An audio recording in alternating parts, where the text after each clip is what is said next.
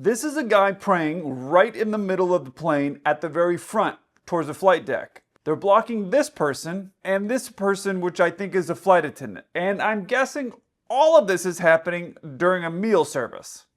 I'm going to make 3 assumptions in this video, and I would be very clear that these are assumptions. I wasn't there. First is this. This guy right here on the floor that's praying is a Muslim. Later in this video, I'm going to show you a different Muslim, or someone who I think is a Muslim, doing something that is very similar, but for a very different reason, and I'll explain in a minute. Second assumption. I think this guy is a passenger, and that they're waiting to go to the bathroom or go to their seat. It's not really clear in this video. And the third thing that I'm going to assume is that this person right here that you're looking at kind of their shoulder is a flight attendant. And if he is a flight attendant, I need to speak to who is ever in charge of these uniforms, because this is a ridiculously tight shirt. Ridiculously tight. All right, let's check out this video. Qui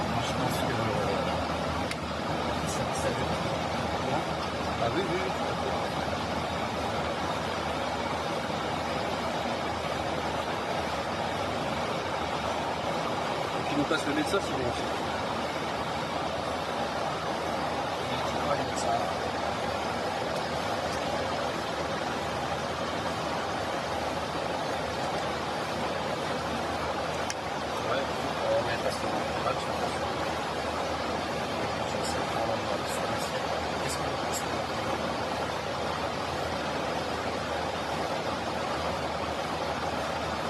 Now I have to pause it right there, because the last time that I had a video of somebody getting hit, it was a passenger hitting a flight attendant, and I talked about how inappropriate it was and how acceptable it was, and I talked about a few different things that were going on in that video. YouTube decided they wanted to penalize my channel for it. Apparently it's okay for minors to wear thongs and twerk, and people talk about other aviation tragedies, but talking about somebody that's a flight attendant or flight crew member being attacked and me talking about that's not acceptable. So I'm going to pause the video right there.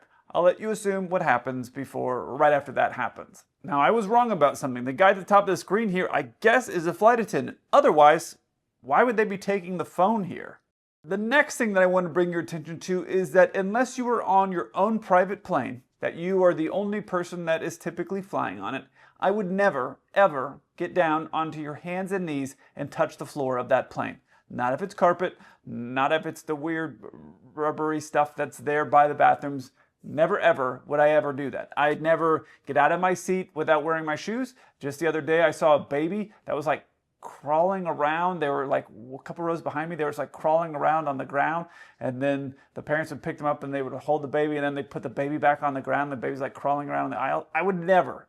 It is filthy, filthy dirty, these planes, especially on the ground, especially near the bathroom, because things don't quite make it in the toilet, and then the plane pitches up and some of those things drip down into that little rubber matty thing. So you being down on your hands and knees at the bathroom area is gross. Don't ever do that, ever. Next, you're going to notice that there's a galley cart that's missing. This means they are probably doing some type of in-flight service and the plane is in flight, because those slots are almost always full, meaning they have their little galley carts in there. They're always full. And if there was not a galley cart in there, which I have never really seen that I can think of, but I'm sure I've seen it. But if there was not a galley cart in there, then these little thingies, where the official aeronautical term is galley cart holder inner thing, it would be flipped down. But as you can see here in the video, they're flipped up, which means somebody has removed the galley cart and is somewhere on the plane with it, which means they're in flight going somewhere. And that means that this person in the exceptionally tight shirt with no badge on is a flight crew member.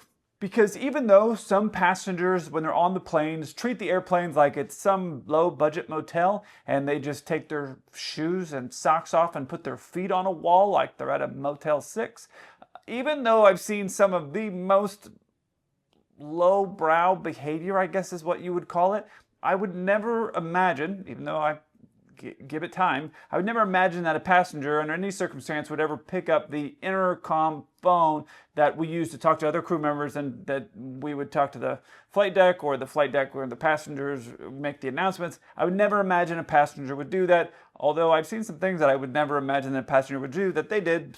But it seems like this is a flight crew member that's taking the phone to talk to somebody. I'm guessing the pilots. It is possible they're also, because they're doing a galley service, the cart might be in the middle of the plane here. They're actually speaking to the other flight attendants in the back. There's really no way to know at this point. Now I'm going to guess, because I've never seen a uniform anything like that before, and in the US you're required to have your badge out while you're operating or while you're doing your job. So I'm guessing this isn't an American crew that's going on. By American I mean US crew, not American Airlines. So I'm not guessing it's just not a United States flight crew, cabin crew that's operating this here. But I'm guessing most countries have laws like we have in the US. Now this is something I took off of the US government website. It's a law in our manual's 121.580 prohibition on interference with crew members. It says no person may assault, threaten, intimidate, or interfere with crew members in the performance of their crew member duties aboard an aircraft while being operated under this part.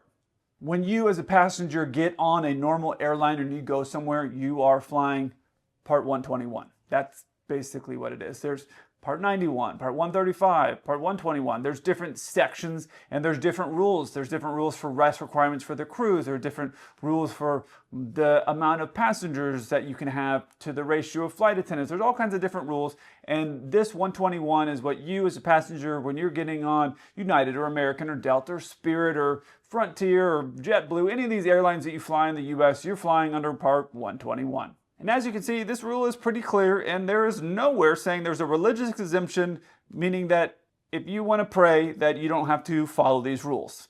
Obviously, he had a brief moment of anger where right after praying to his God, he decided that it was time to physically assault somebody. And you might say, oh, Kelsey, like, you've never been mad, and it's true. Of course, everybody's had their wrong days, like me on a plane with no snacks. I mean, I'm right there with that guy. But you might say, okay, maybe he had just kind of a brief moment where he just lost control. He was really angry. I don't know what was said. He was so loud on the plane there. And maybe he just had a bad moment. I guess it's possible, right? Well, after they had landed the plane, obviously law enforcement had been called by the pilots because, you know, you're not allowed to punch people on a plane. And here is a video of his interaction with law enforcement. Qu'est-ce que j'ai fait? Eh mais vous êtes malade là, vous prenez quelqu'un. Vous faites quoi là? Vous faites quoi là? Allez. Allah Akbar. Non, il n'y a pas là. Non, il n'y a pas là. كذاب. يا كذاب, il n'y a pas là. يا كذاب.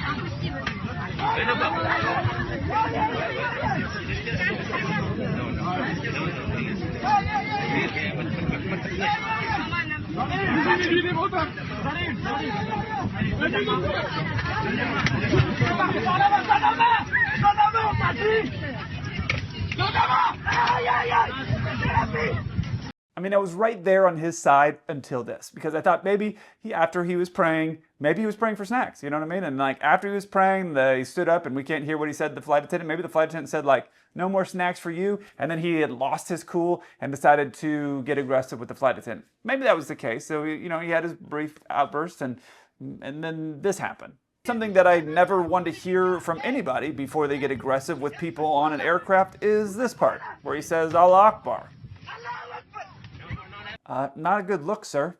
I am personally way less forgiving than a lot of people are towards people who are unable to behave themselves in a group setting, like an aircraft. You're all up there together, a couple hundred people. You got to just sit down, shut up, and color. It's kind of how I feel about it. And there are times in my life where I've had to do that. Not happy about it, but this is the world that we live in. You're there, cramped in your middle seat, irritated, and you're got one bag of peanuts and it's a 4.5-hour flight. You maybe, in my case, I'm jet lagged, I'm irritated, I'm tired, I just want to take a shower and go to sleep, and you're just not in a great mood. That is no justification, no matter what the circumstance is, to get up and assault somebody, right?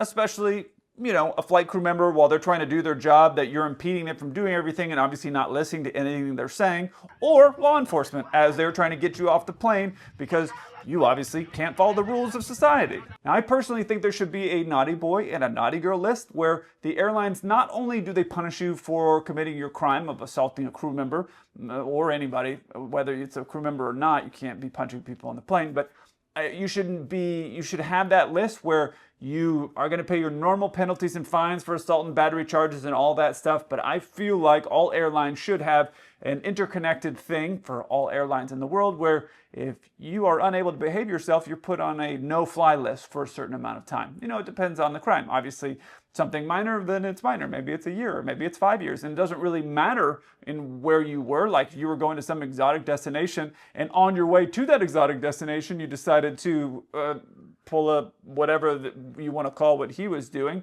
And then you now land at your exotic destination, and then it's your problem to get back.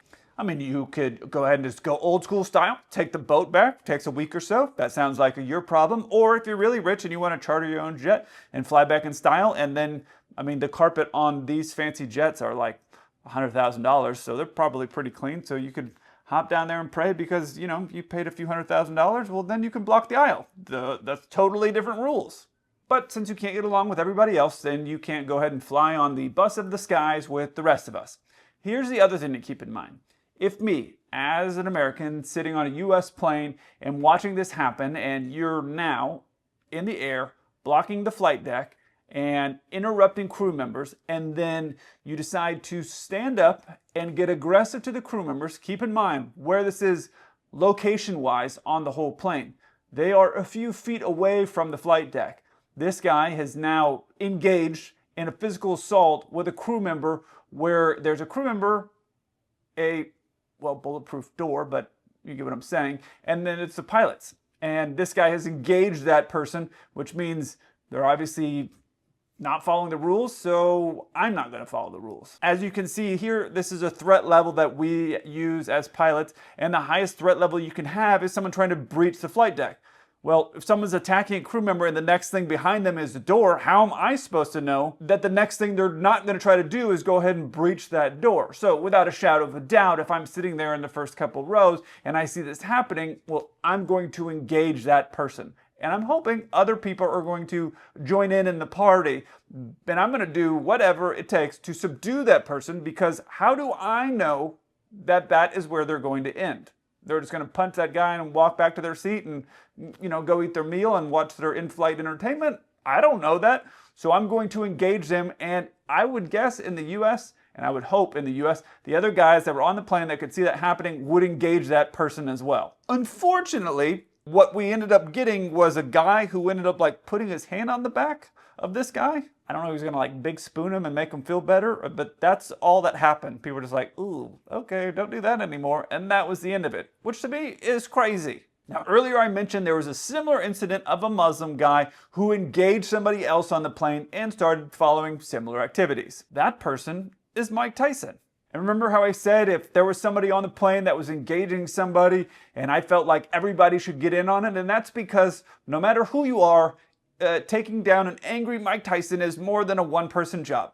I don't care who you are. So if I'm jumping on Mike Tyson, I'm hoping there's some other people behind me, because it's not going to go very well for me by myself against Mike Tyson. Let's be realistic.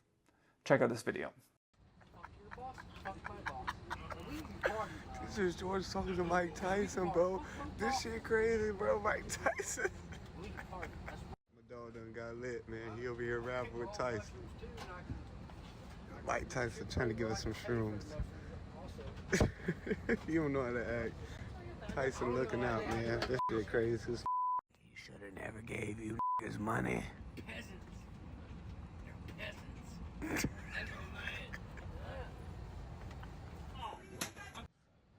JetBlue, mid flight. My boy just got beat up by Mike Tyson. Turn that way. Yeah, he got up. Just trying to ask for an autograph, man. I don't know what happened. Now I had to delete the part again of the hitting because, like I said, I'm not allowed to do that apparently on this channel.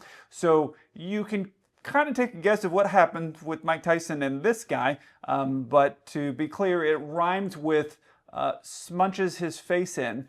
And what's crazy to me is that this is what he looked like at the end, which honestly is a lot better than I was going to expect. Now in this case, it seems that this guy decided to annoy Mike Tyson and to give him an autograph or who knows what, but he was clearly badgering him and irritating him, which is never acceptable. Like, you just want to sit there on your flight and, again, shut up and color in your seat. That's what we're all paying $150 or $200 to do, or $800. I don't know, they're in business class, so maybe it's $1,000, but sit down, shut up and color. That's kind of the name of the game here when you're flying in today. And so he decided to not do that. He decided to badger a guy that made a professional living of punching people in the face. He decided to badger that guy of all the guys. If you're unfamiliar with who Mike Tyson is, this is what he looked like in his prime. I don't know why you would be so stupid to annoy this guy on purpose. That would be like if I was on a plane and Conor McGregor accidentally bumped into me, or I bumped into Conor McGregor and then he started mouthing off to me. Like, I'm not going to just like escalate the situation, because no matter what, the reality is that if I'm going to fight Conor McGregor, it's just not going to work out for me, no matter what the situation is, right? So this guy obviously doesn't have that same type of common sense and decides to badger Tyson until, Turn that way. he looked like this. Yeah, he got up. Now, I don't know all of what happened in this video because things got cut out, but obviously something had happened which made Tyson go over the edge, decide to start smudging his crease in. So I don't know exactly what happened there, but clearly Tyson was just sitting there in his seat from what I can see, and this guy decided to engage him. So the moral of both of these stories right here, get some basic manners and stop irritating other people on an aircraft. I look forward to hearing from you. Until then, keep the blue side up.